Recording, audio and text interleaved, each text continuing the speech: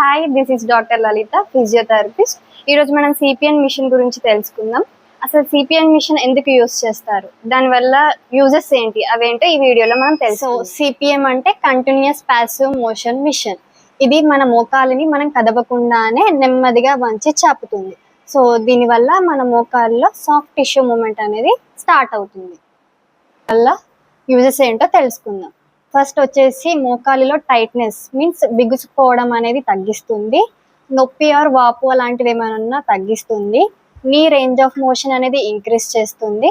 దీనివల్ల మనకి మోకాల్లో బ్లడ్ సర్క్యులేషన్ అనేది ఇంక్రీజ్ అవుతుంది. మిషన్ అనేది ఏ కండిషన్స్లో యూజ్ చేస్తామంటే మెయిన్గా TKR surgery, ligament surgeries and post operative కండిషన్స్లో యూజ్ చేస్తే మనకు ఈ సిపిఎం మిషన్ ఒకటే సరిపోదు. దీంతో పాటు ఫిజియోథెరపీ ఎక్సర్సైజ్ అనేది ఇంపార్టెంట్ రోల్ని ప్లే చేస్తుంది. ఫిజియోథెరపీ ఎక్సర్సైజ్లో ఏమేమి ఇంక్లూడ్ అవుతాయంటే gait training, muscle strengthening exercises.